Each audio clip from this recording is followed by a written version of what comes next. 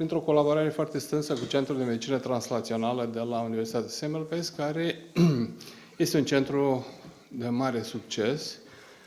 Directorul acestui centru, domnul Peter Hegyi, este invitatul nostru astăzi.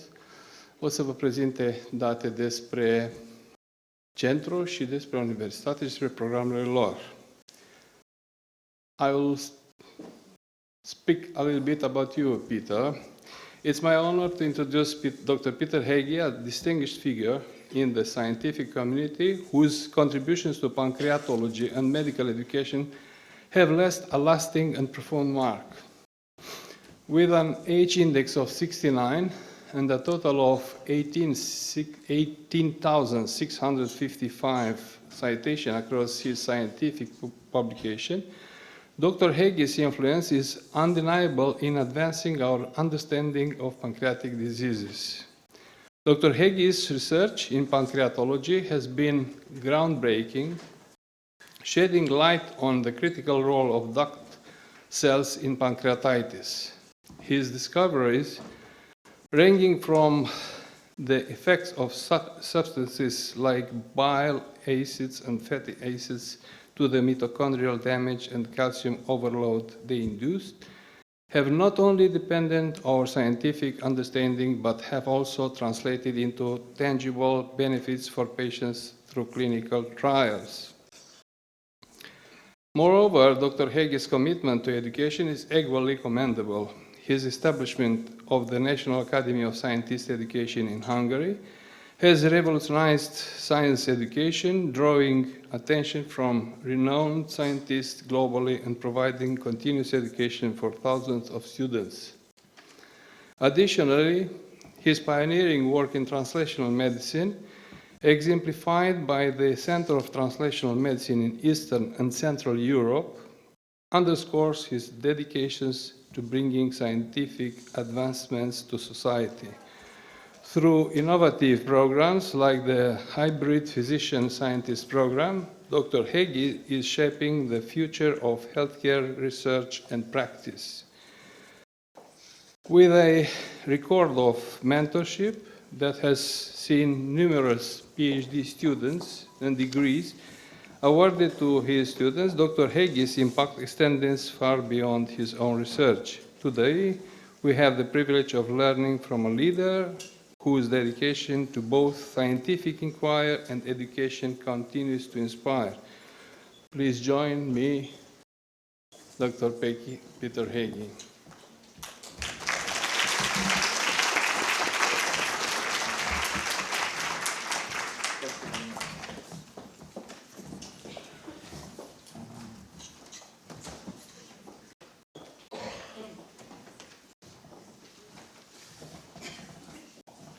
So I would like to welcome all of you and thank you very much, Mr. Rector, for the invitation. It's a really big privilege for me to be here. I have strong Romanian ties. My father was born in Târgu Mureș before they went there. So my disclosure is that I love Romania. And I always enjoy the time when I am in Romania. However, this is the very first time for me in Iași, and I am already highly impressed about what I could see, how many universities they are here, how well organized the town. So I am here only for half a day, but I am sure that this won't be the first time that I am here. And especially in the program we are running, and I will speak about, we will have several international students. One of the strongest part from there, they are coming actually from Romania, and I would like to congratulate for the teachers and lecturers because we have students from 21 countries, but one of the smartest students coming from Romania, and I really do mean it. The education level is really very high. And this whole issue started actually in Bucharest. I attended a pancreatic meeting in the Bucharest Festival, Pancreas Fest, and until that we had not really many publications, and we didn't have like many articles together, but we already have 58 articles actually we published. So our vision is very easy. We really would like to turn scientific knowledge for society benefits.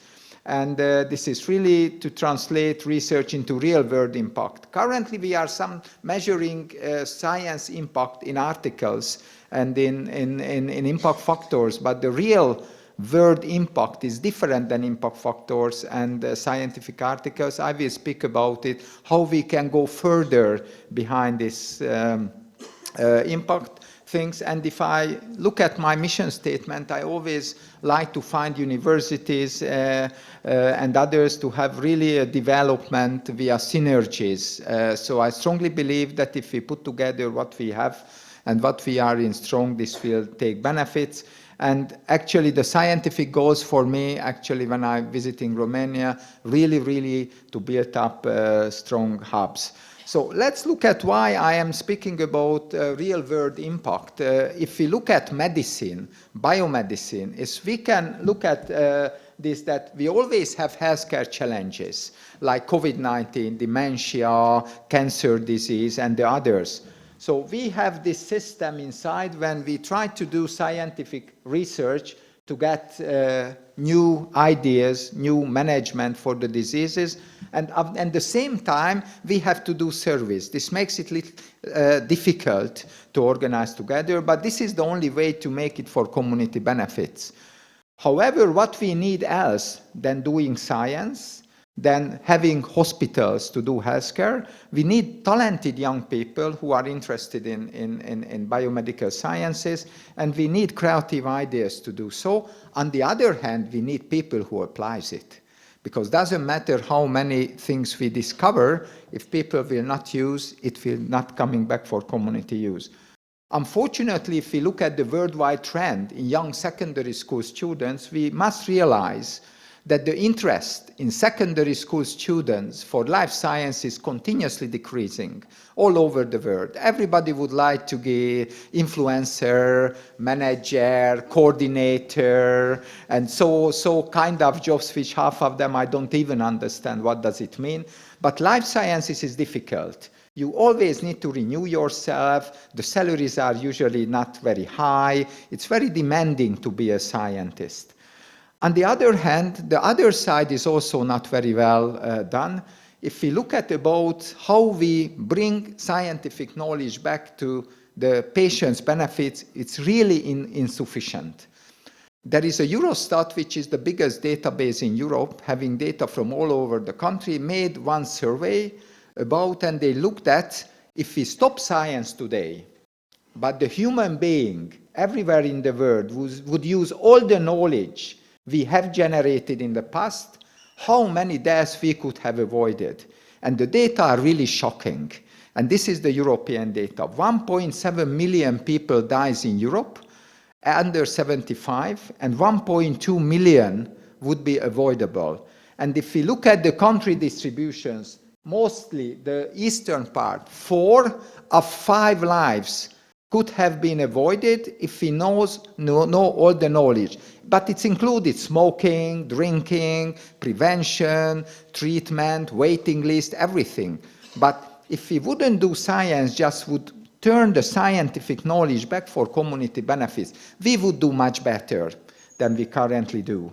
So therefore, we need systems, because if you look at in the past, for a medical doctor could have been a good doctor if they had experience. And those who had more experience were a better doctor. What's happening nowadays? Nowadays we are using guidelines. So not only we are treating the patients based on the experience next to the patient's bed, but we are reading the guidelines. But what the future will bring? The future will bring really a personalized medicine for every cases. There are sub-diseases. In the past, like there were subject areas like oncology or surgery. If you look at now, we have specialists for hand surgery, especially who is in the best there. And if we look at the scientific activities, not surprising that there is a huge problem of how to translate this knowledge back for patients' benefit. Actually, in the 1950s, there were 85,000 annually articles published. Now, there are almost 2 million. It's almost 20 times more articles or even more are published annually. how to turn it down for real-life impact. In the last century, we wrote textbook. It took like 5-8 years. We learned the textbook. Who learned the textbook was a good doctor. Nowadays, what we do, we use guidelines because we don't have time to write textbooks. But if I look at the future, how quickly science is growing, we will not have time to write guidelines. We started rewriting the new guidelines in acute pancreatitis. It took 2 years, and we have to start again, because by the time we finished it, there were so many new issues. So we need a new model how to translate this scientific method back. So we need a new system of education for the future of treating and managing patients. So therefore, in Hungary, we did two huge programs. One of them actually aimed to bring more secondary school students in Hungary, which makes we built up laboratories at secondary schools, where and we teach the secondary school biological teachers how to do laboratory practices. So now those students who are interested in biomedical sciences, they can do every month a practice in a secondary school. In the meantime, they are also coming to the hospitals, to the skill labs, to see about what's going on in the hospital. So by the time they apply and they come to university, they have a much better understanding about laboratory work and what's going on in the hospital. After the university program, we built up the translational medicine program. We have started also collaborating with the University of Iași, which actually will bring from the other side more healthcare professionals the ability to translate immediately the knowledge back to patients' benefit. So what are the academic facts? So this is like one of the Hungarian's university, and this is the number of faculties. You can see here 1,421 persons, and the gray ones, they are the ones who are not publishing even a single Q1 first or last author's papers. These ones are heavily working, but those who are really heavily working, they are small. And usually the universities try to push them that publish more, do it more, but of course you can't because there is a time limit. But what would happen if we could wake up the silent faculty members? So if you give them opportunity to work, there could be a huge growth in the universities level. So we have to understand why they don't do research. And most of the time they don't do research because they don't have really enough time to teach everything to the students. They start in the hospital early morning, finishing in the late evening, and they have maybe half an hour for the students in a week. So you can't expect it, but if you build up a core facility which teach the students everything else but the clinical question and the clinical milling, you can wake them up, and I will show you how we do it. I have the privilege to be a member of Academiei of Europa, which is the largest European academy and the most distinguished ones. They have 83 Nobel laureates and almost 5,000 members. And I also have the privilege to lead the clinical and veterinary sciences section, which has around 400 brilliant clinician scientists, above 30,000 citations and so on. So they're really very knowledgeable. And we built up a completely new education system, which means that we would like to educate the healthcare professionals, including doctors, physiotherapists, psychologists, dietitians, everybody to do scientific activity, writing the articles, bringing back it to the patient's benefit. And the results were outstanding. We are usually, and I am very optimistic and very enthusiastic, that it was far, far away behind my expectation what the results were. Immediately the impact factors, the citations, and immediately the patients received the benefits. We have plenty of scientific program now in translational medicine, and especially one of them is the hybrid and bilateral PhD program. When the resident doctor, besides their residency, they can start the program and they can come out for 1 year from the residency to go forward. And we have all subjects. We have like gynecology and urology, and we started 2.5 years ago, and they are the students, and there are almost in every group there are Romanian students as well. And within this period, this is the number of publications. Altogether, we published 185 articles. All of them are Q1. and many of them in the leading journal of the field. The American Journal of Obstetrics and Gynecology is the #1 journal there. Here is like an internal medicine, it's just started like building up, but the other strongest part is gastroenterology. We were lucky enough to be even in the cover page of the Journal of Gastroenterology, which is the top journals. This is the most crowded, not surprisingly, because I'm gastroenterologist as well, and many students coming to this program, but we have cardiology plus intensive care unit. This is also one of the strongest part, and they are really publishing in good journals. This was my other surprise, that if you have a good question and a good system, even from Eastern Europe, you can reach these kind of journals. The other issue is this is not only for medicine, but also for dentistry, and we are lucky to have also dentist students from Yash as well, who will give a talk later on about the program. And we also could reach really a high level there. Radiology is also started growing. So altogether we have a book, and I put it here. Of course, we can't give now a book to everybody, but if you look at this book, contain all the 264 students, and all the subspecialties, and every student has a QR code next to it, and in the QR code, if you go there, you can visit all the presentations of what the students done. So everything is really very well documented. But as I mentioned, what is the real world impact? They are not the papers. They are what's happening in the patients. There is a shocking data that the average years of one discovery to come to patients benefits 17 years, 17, after discovery. But why not we try to make it faster? Especially in clinical science, we can do it much faster. We can do it within a year. So for example, this is one example. When I was at the University of Pécs, we did a huge study. Why doctors, we asked the simple question, why doctors use so many antibiotics in pancreatitis? 80% of the patients receive it. However, this is not an infectional disease. And we immediately saw that what tricks the doctors are the CRP and procalcitonin, the cytokine storm at the very beginning. We immediately put it to a guideline, and within a year we could decrease with 50%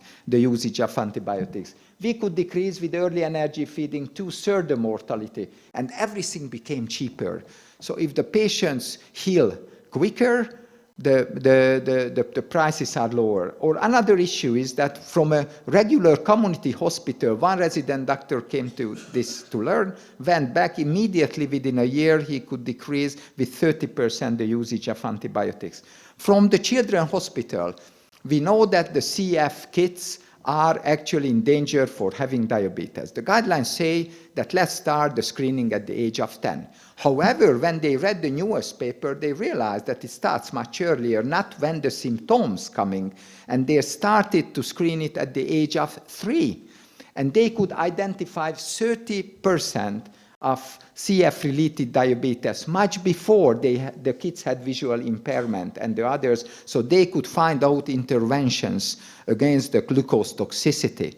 Or if we go further, one of the otorhinopharyngologists came to me that, okay, there is a big issue about cholesteatoma. They have many patients, and however, they operate it, but there is always a recurrency. What to do with it?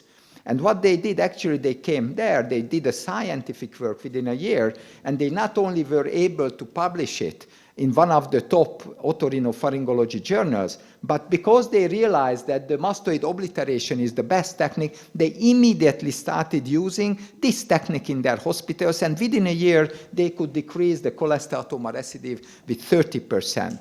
So this program is about the real-world impact. So when somebody coming to this program and go back, they will be really a better doctor. But of course, not only the patients get benefits. This is the first 2.5-year data concerning the publications.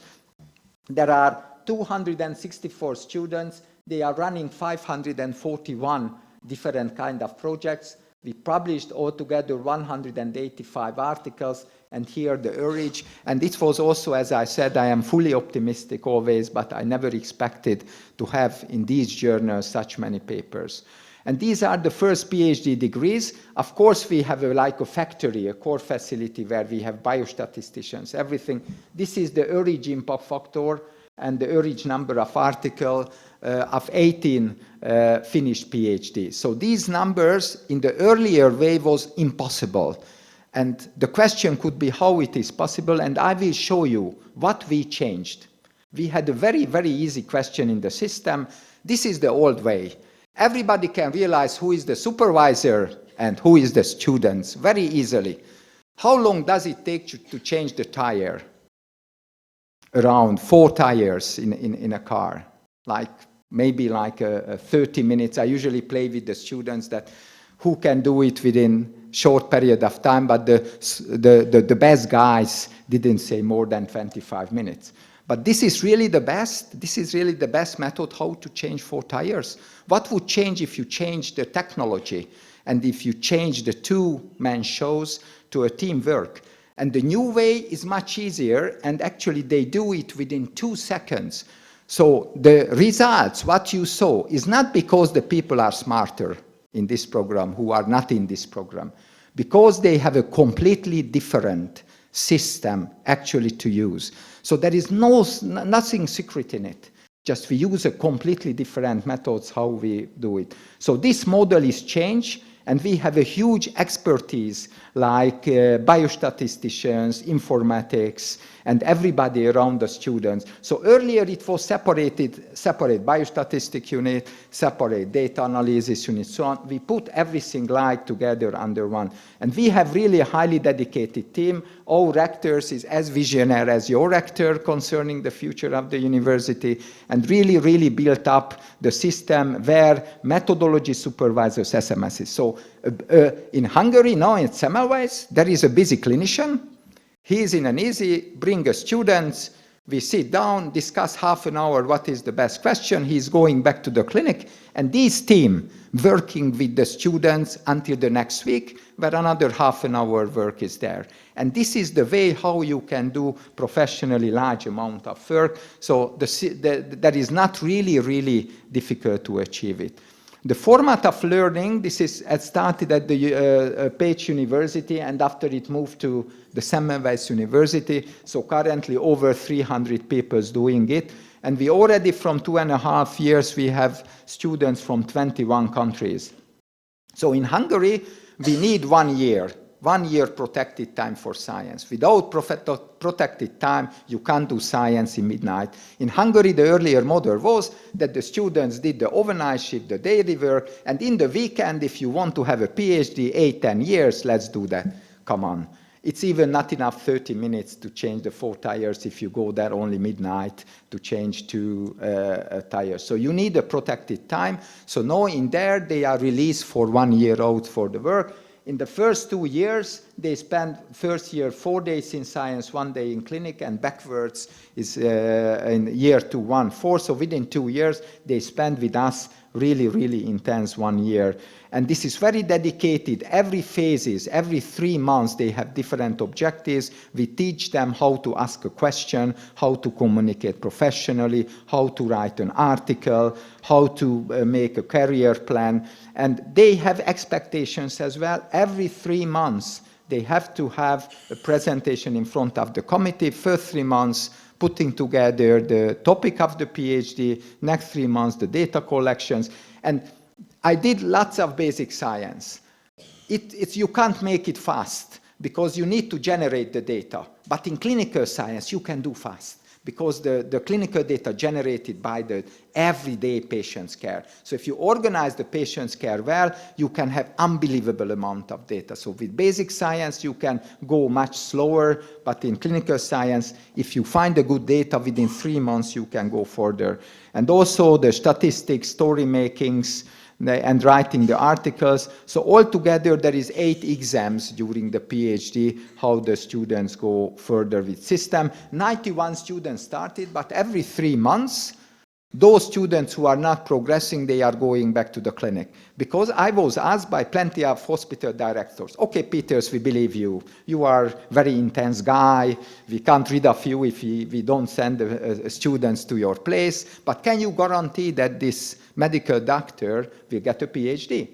And I said, no, I can't. So he said, okay, but then who will work in the clinic? But I said, okay, but I can guarantee that every 3 months I tell you whether there is a chance or not. And if not, the resident doctor going back to the hospital to work. So every 3 months there is a real challenging. And from 91, 74 reached year 2. They were really ones who wanted to work. The others went back to work to the clinic. We also changed the PhD structure. Earlier we had only this part almost. But we spent huge amount of time with the students to find out why they started the research. And the other very important about the implementation, how they will have the real world impact, because this is the most important part of the work. So the education format, of course, today there is not time to go every details, but we have a completely different education format. We have a group meetings where every week the students presenting in English their data, and there are biostatisticians, facilitators, asking questions. So PhD students, before they go to the final exam, they keep around 80 or 90 English lectures within their own topics. So by the time they really learn speaking English in a high level. And here there is a multidisciplinary discussion, the classes, this is plenty of e-learning and also practices. We have projects meeting where, for example, if somebody from here became to be a supervisor, they can do it via online to go through with a project meeting. There are lectures when really top Academy of European members coming, even Nobel laureates. You will see a short video how many Nobel laureates visited this program earlier, and the progress reports when the students need to present their progress in the last 3 months. But besides the hard skills in clinical medicine, we're not only teaching this, but we have a huge teaching part in the soft skill one. We're finishing to put together all the trainings. So from September next year, we will have 14 courses for time management, how to be successful, how to discuss things, how to build up networks. So the person will be completely different who is finishing this program. So if we go forward, this is just a place for the e-learning materials. We have lots of e-learnings there, and we have plenty of ones what the students can do at home. So the one-way lectures never done in the future in our center by this kind of teachings. These are coming there, and this is the progress report. This is what you can see in the books. And all the presentations of every progress report are recorded and also there. And these are the seminar lectures. You can see how prominent people came to give presentations, even including Nobel laureates. For example, one of them, Bruce Butler, who discovered the biologic therapy in the TNF-alpha, he said that one of the biggest advantages in the program to have research and patients care together. The students are controlled every week. We have plenty of tables, plenty of things how we go forward. So actually we give every help if a students stop, how to go forward with the students and with the project. And of course we have plenty of TM, other sports, so the students really can enjoy other activities as well. So we are really looking for international universities, and I'm so happy I'm visiting so many universities who are joining to the system, and we really would like to build up a strong relationship, and we have already started it with the University of Iași. But how the whole program looks like within a short video, I would like to ask to show it from the basic, from the secondary school project to the university project. And we were happy that one of the Nobel laureates took over the directorship for the program. Is an enterprise that relies upon young people and their ideas, you know, and science will stop if we can't motivate young people to move into science. So this program is about excellence. A few excellent young scientists can already greatly boost the quality of Hungarian scientific life. The main aims of the National Academy of Scientists Education are to sensitize talented young people to science, help them to develop in their undergraduate years, and teach them how to turn scientific knowledge to society's benefit.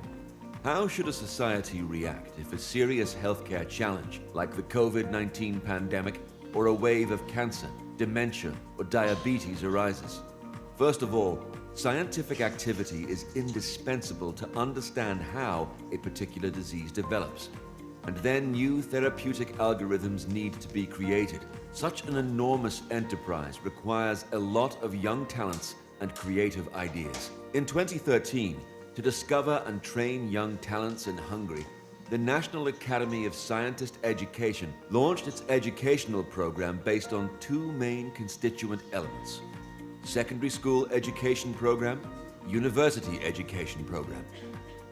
More than 2,700 pupils and their teachers from 210 partner schools participate. These are the in secondary schools who are program. already involved in the program. Both theoretical and practical education of the highest level is delivered in 7 national-based schools and 21 regional-based schools under the direction of 25 St. Georgi senior teachers, whose primary goal is to start fostering from an early age on the success of talented pupils who wish to opt for a career in research in the future. Pupils can regularly attend laboratory practices, multi-day project-based trainings, and receive theoretical education at the regional base school closest to their home. It is extremely important these days that we approach children and young students in middle school and get them informed and hopefully interested in natural sciences. They have exposure to laboratory exercises. They have devoted teachers. Thanks to the results of recent years, the university training program of the Academy expanded into a nationwide program in 2021, involving all the cities in Hungary that have a higher education establishment dedicated to life sciences. I think the development is fantastic.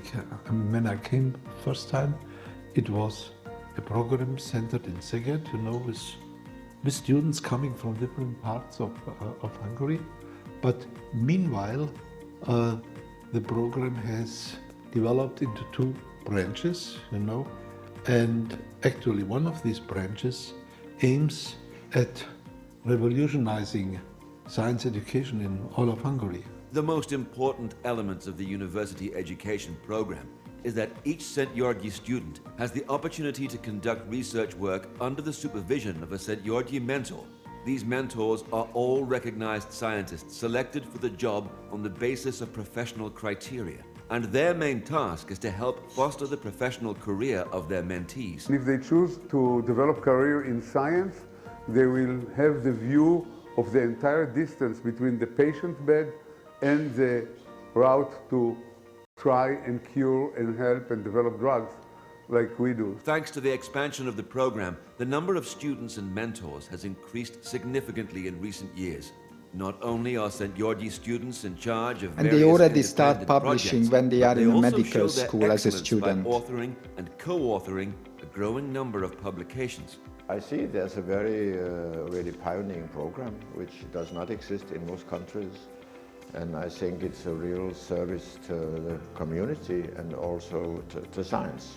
I became a scientist because I realized that as a doctor we are treating things very, very incompetently, not because we as doctors are bad, but because we just as humans don't understand what's going on. However, scientific discoveries will serve society benefits only if they are actively implemented in daily practice. For this purpose, we also need science-oriented healthcare professionals, such as medical doctors, dietitians, psychologists, and physiotherapists, who can effectively translate these discoveries and knowledge into daily healthcare practices. The Academy also supports the second part of this journey, the Translational Medicine Hybrid PhD program, launched in 2016, aims to provide healthcare professionals with the knowledge essential to translate scientific results to their patients' benefits. Since 2019, 38 students, including doctors, dietitians, psychologists, economists, have defended their PhD thesis as part of the program. To date, more than 300 PhD students and 200 mentors from 21 countries have joined the international program. Recently, the program has accelerated significantly with the support of Semmelweis University, the government of Hungary, and Academiei Europaea. The healthcare professionals have been able to demonstrably improve the quality of patient care in a short time, which, in addition to its positive social impact, has also resulted in cost-effective patient care. Besides the several professional and social events, students of secondary schools and universities, as well as healthcare professionals, can attend the meetings of Nobel laureates and talented students, which are organized by the Academy twice a year. At the conferences, approximately 500 guests, pupils, students, mentors, doctors, and other faculty members can listen to scientific presentations of professional quality, participate in educational events, and meet or talk to Nobel Prize-winning scientists and internationally renowned researchers. Well, I was, pleasantly surprised by the enthusiasm of the students and their extremely high interest in chemistry and physics. Since the first meeting in 2012, the Academy has held 21 successful conferences, with the prestigious participation of 14 Nobel laureates hailing from different parts of the world. Everybody was very engaged, I would say. I mean, I think the future for young Hungarian scientists is looking quite bright, actually. I mean, as we know, there are plenty of talent here. Let's keep our fingers crossed. Wish them luck.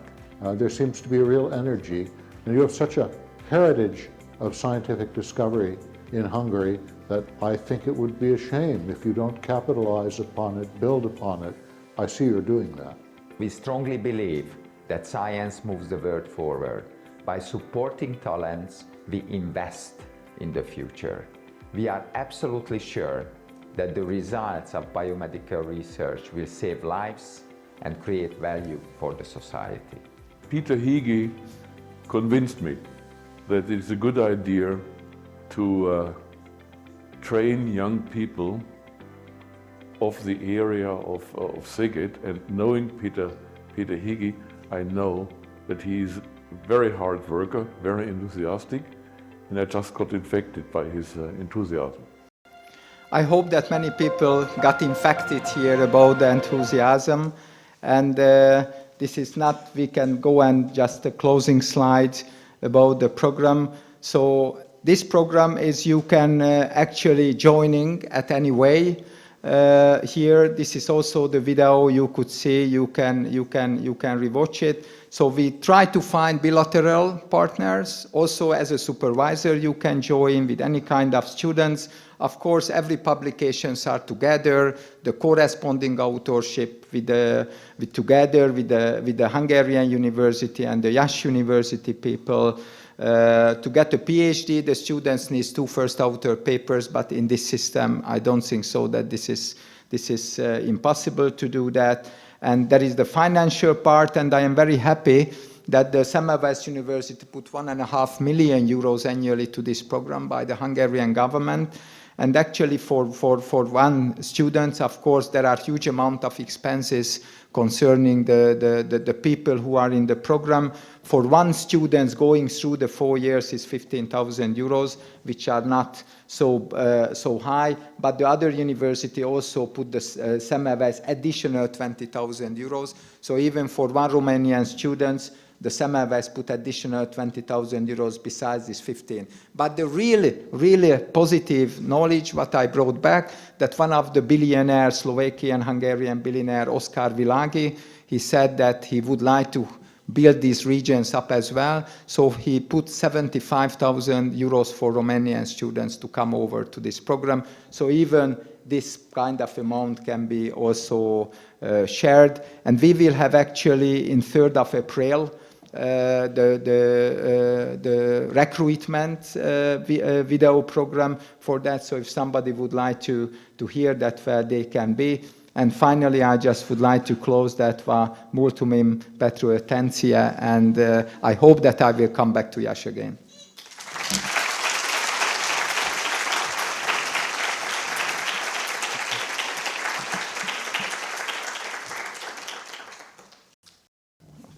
And we also would like to continue because you not only would like to hear me, maybe it was too long by me, but maybe those Romanian students who came to this program, one of them is Stefania Bunduk, who was the very first one, who came from Bucharest. And after you can hear also a short presentation by the young students who came last year.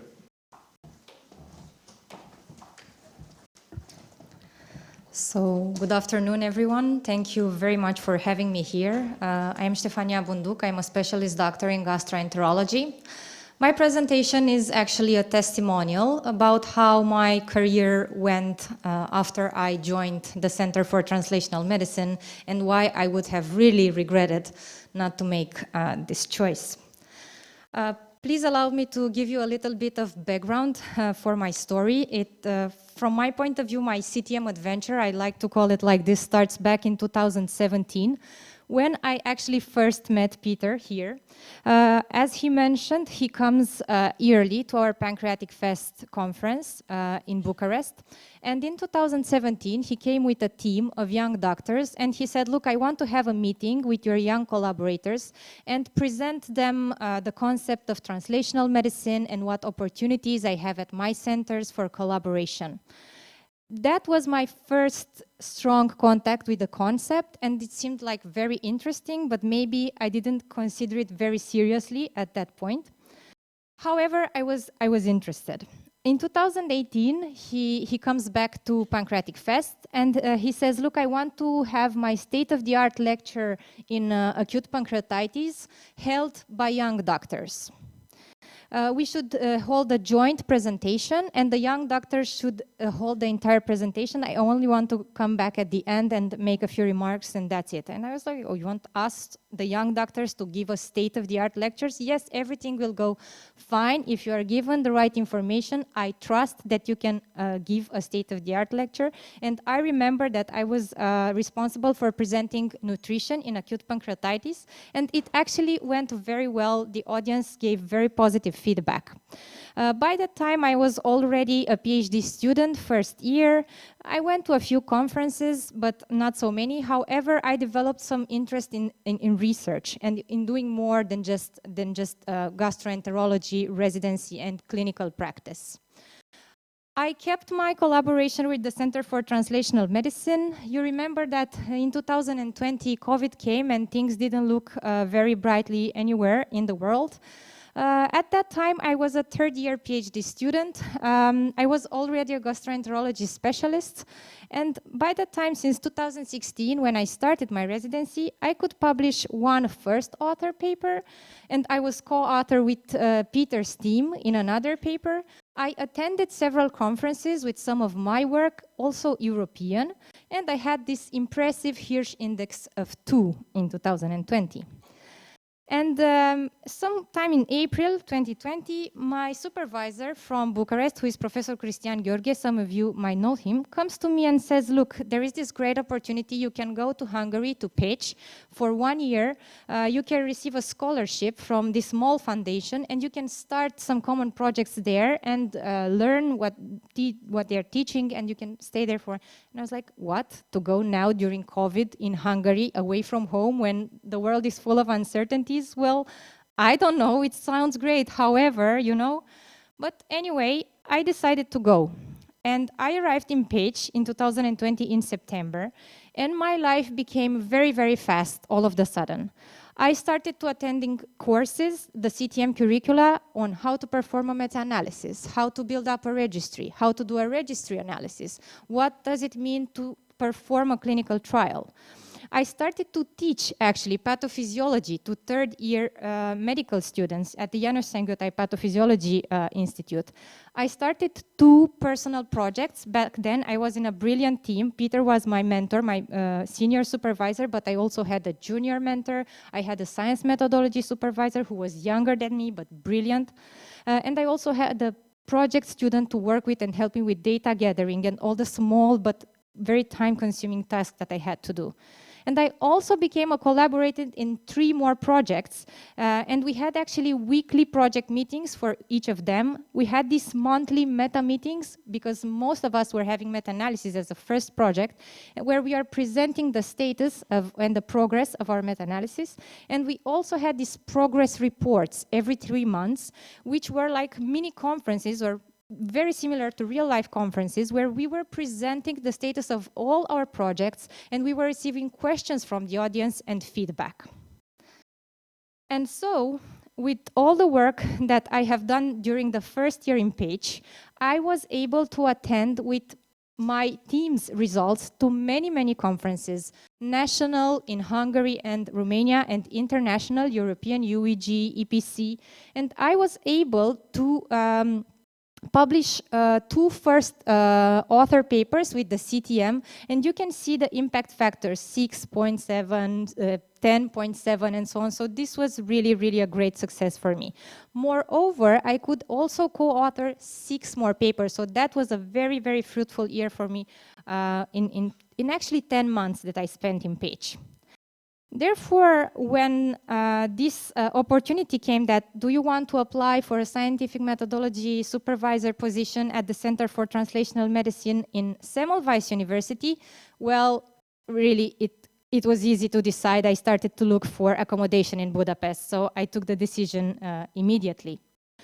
We moved to Budapest. I was now a 4th-year PhD student, and I started my work as a science methodology supervisor. I was working parallelly with 9 students from 2 big groups that you could see earlier. Each of them had at least 2 projects that have started in the first part of the year. Again, the weekly project meetings that were ongoing online, I was the moderator of the meetings between the mentor and the student, and the group meetings which were held in person. I participated in teaching science methodology. My part was especially in article writing and some Excel courses. We also prepared a lot of online teaching materials together, and we even organized a summer school for science methodology for Chinese PhD students. Besides all that, Peter's team has established a Center for Pancreatic Diseases in Budapest, which was very interesting for me. So I could do some pancreatology observership there. And also I was offered the opportunity to teach pancreatology, which was very useful, and to continue with my own project that I had in Romania with my PhD studies. And again, during the 2nd year, many conferences with the results of my team's work, with oral presentations at prestigious conferences, and also many publications. And this number is only for the 2nd year. And then again, when Peter asked, well, do you want to be a junior mentor within the CTM at Semmelweis? Well, I took this proposal with gratitude, and I felt really honored. And again, it was an immediate yes, thank you very much. Anyway, I had to come back home. Now I am MD, PhD. However, I had this great opportunity to continue the collaboration as a junior supervisor with the help of Peter.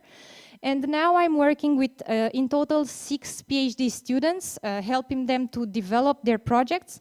I have 1 second-year PhD student whom I work with, and also 5 first-year PhD students. We will see how this will turn. And when I came back home, I immediately got a lot of opportunities to collaborate in multicentric national and international studies, because it seemed that I have the experience for it. And before I finish my presentation, you can see on the slide actually my progress in evidence-based format, if you like. So you can see how my visibility as a researcher has boomed, if you like, from 2020, when I first joined the CTM, to present day. And with this, I'd like to thank you very much for your attention. And for me, indeed, Center for Translational Medicine is a life-changing experience, and I'm happy to give any details if you want about this. Thank you very much.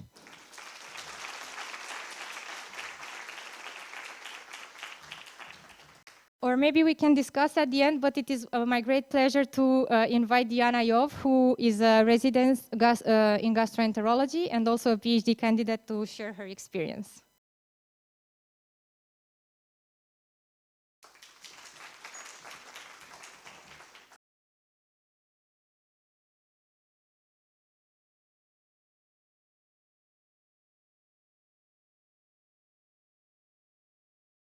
Good afternoon, everyone.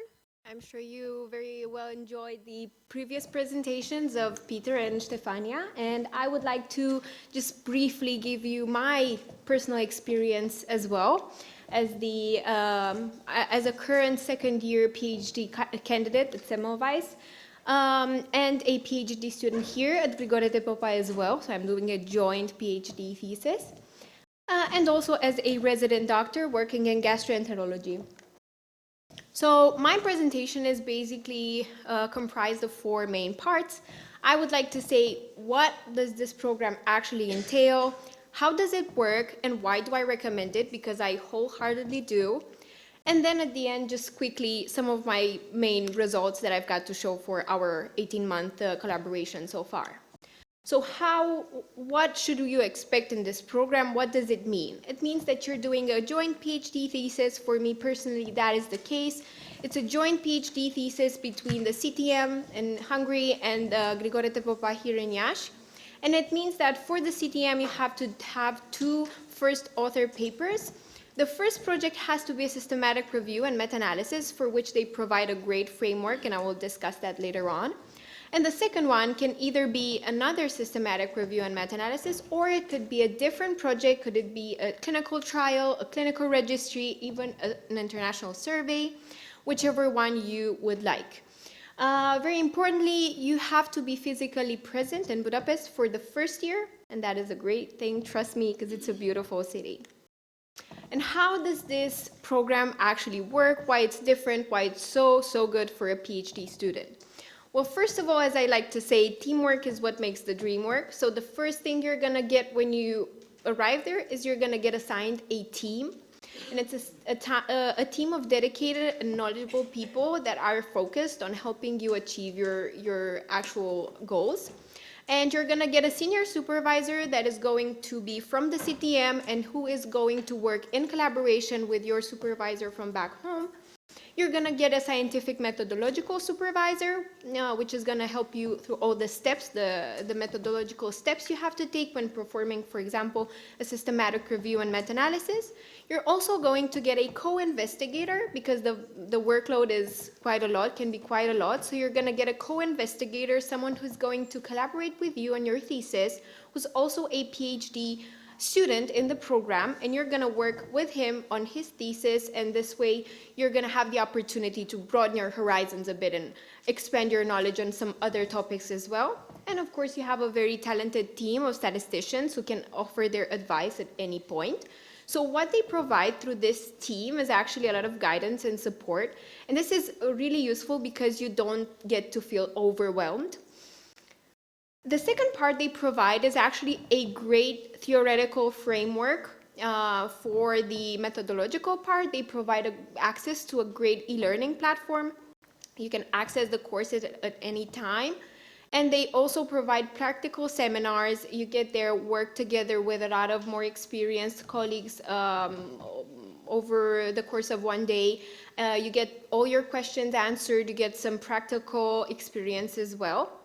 Then you have to attend some meetings, as Stefania mentioned before. You have to attend weekly group meetings and weekly project meetings. And this way you get a lot of advice and feedback on how to improve your topic, how you could actually expand your topic, make it better in any way. Then, of course, you have to roll up your sleeves and do the hard work. You have to do individual research work, and that's why you get the protected time, and that is really useful because in 1 year, you get to actually do a lot more than you would if you didn't have the protected time. And of course, you have to attend the periodic assessments held by the progress reports, which are a sort of conferences held so that you can present your current state of the topics. And this way you learn by doing, which is actually the motto of this program, and I think it's the best way to learn. Why do I recommend the program? Because as I previously mentioned, I absolutely do recommend it. It's because it gives you the chance to do some high quality research. It gets you surrounded by a lot of experienced, knowledgeable people that are very interested and passionate in doing research, so that is amazing. And also it gives you the opportunity to expand your network, and actually you can have the collaboration with them over the years in future scientific endeavors if you would like to have that. Of course, it also provides a great platform to improve your public speaking and your soft skills. As Peter previously mentioned, you have to present a lot. You have to present a lot in English. You have to present to a lot of people that are going to ask you questions. So discussion skills will be improved and everything will actually be for your benefit. And these are just to name the few essential benefits of the program. So what do we have to show for ourselves over the course of the 18 months that we have collaborated so far? So the hard outcomes, as we'd like to say. My personal research topic is focused on gastroesophageal reflux disease. My vision is to improve the clinical management of these patients, and the way I plan to do that is by assessing the safety and efficacy of acid suppressive drugs. So here I wanted to just briefly have my team that have supported me throughout the first year and the next 6 months of collaboration. And at 18 months, we have currently started 2 personal projects for my topic, 2 systematic reviews and meta-analyses. The first one is currently under review at a D1 journal, and the second one is in the manuscript writing phase, quite advanced, and will be ready soon for submission. And what I wanted to mention is that other than my personal research topics, I am also involved in 5 additional research papers.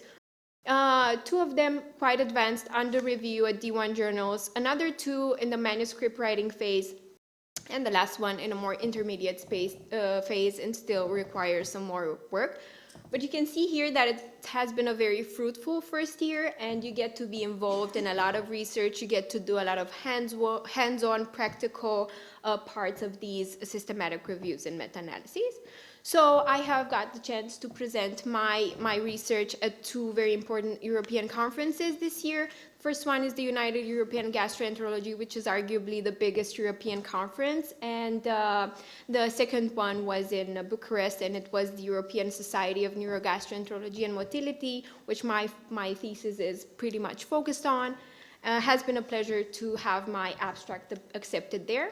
I'd like to thank you for your attention. I hope I didn't take too long, and I would like to leave all of you that are interested in this program with a quote that says that life begins at the end of your comfort zone, and I'm here for any questions you may have. Thank you.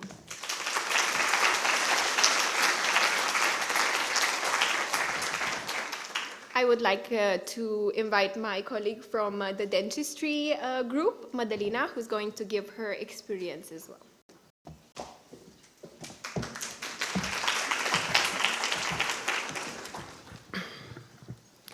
So, hello everyone. It's a bit hard to be the last speaker because Professor Hegyi spoke a lot about the program and also my colleagues, but hopefully I can give you some additional information that might be a bit more useful for the PhD students or the future PhD students.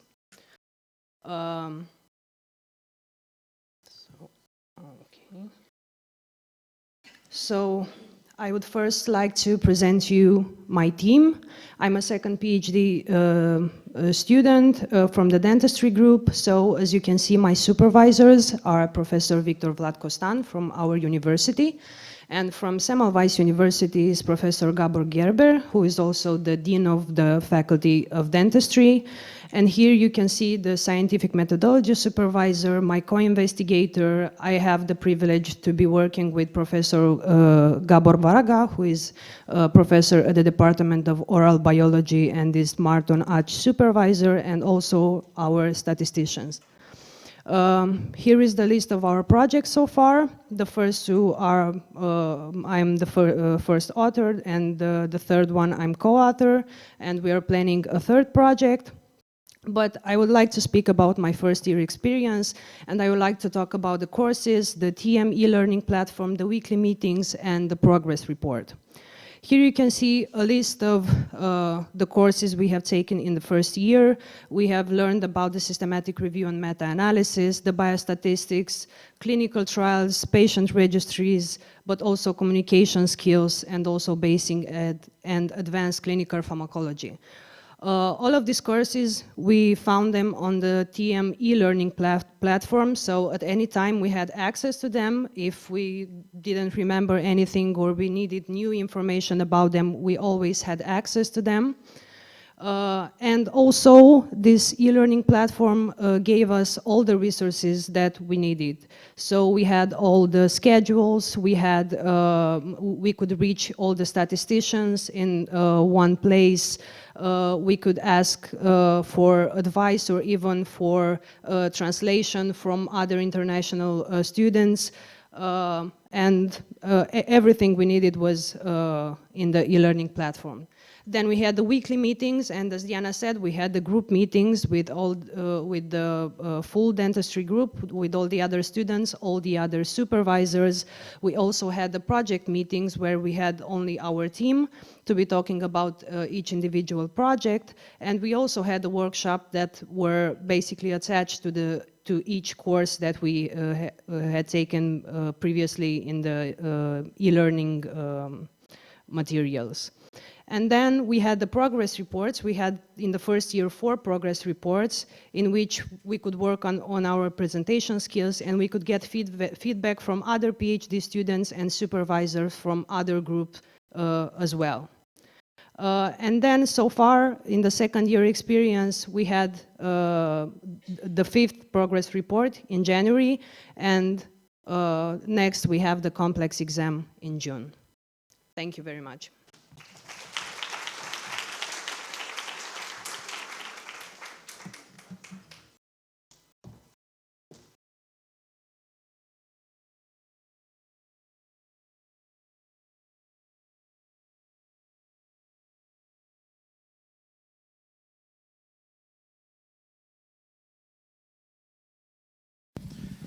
So I hope it didn't take too much time from you.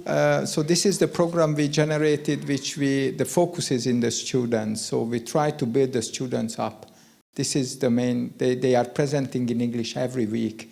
I remember the first presentations of Diana and also Madalena and Stefania. They were shy, they couldn't speak well, they were back. But after 50, 60, 80, suffering outside of the comfort zone, because it was definitely, finally they are like as good as any other associate professors and so on, and especially the discussion levels and everything. So I think this program is really for young people to have a really change.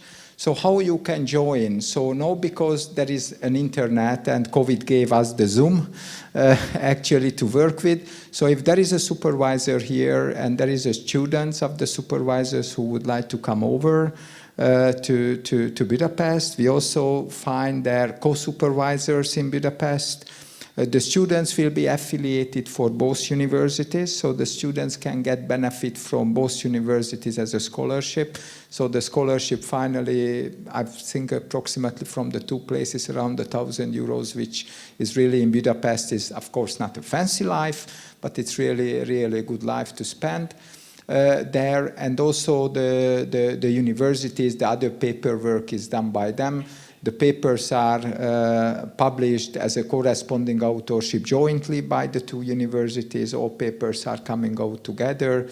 And after a year, when the students come back, they still get the scholarship from Semmelweis University. So 1 year in Budapest, and after 3 years here. But by the time you still get the money. So it's financially is also, I don't think so that it's a bad issue, but of course you need to continue even in a part-time. So by the time the complex exam year 2, you definitely have to have 1 paper submitted already, but to defend the PhD you need to first out a paper in at least a Q1 journal, but it could be also a D1 top 10%, but you could see that the ladies can do it. So any questions you may arise, we are more than happy to answer it.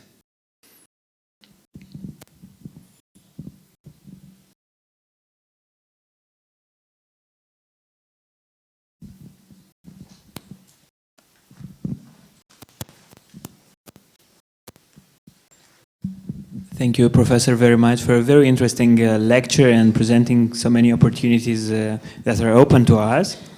I was wondering regarding the mixed residency and PhD program, how does it work more precisely, and what happens with the residency training during that time?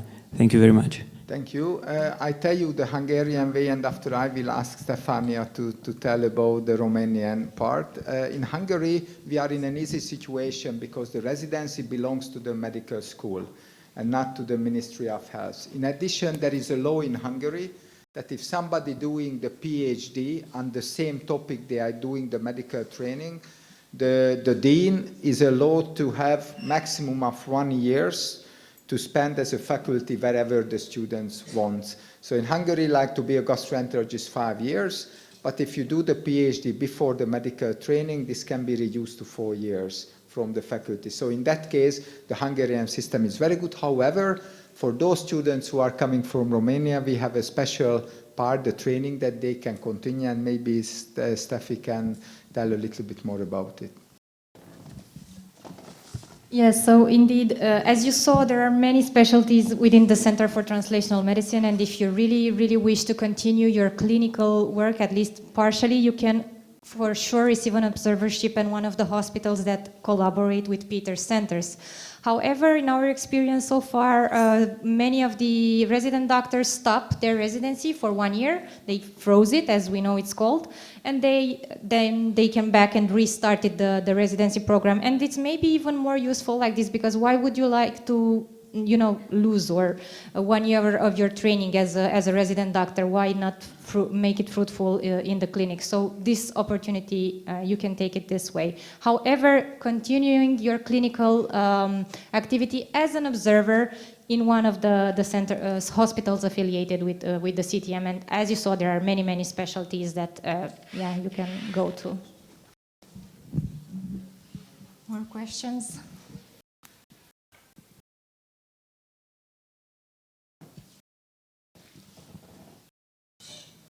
So, thank you, Peter, for your nice presentation and for all the good words about our students. Thank you, Stefania, and thank you, Mădălina and Diana.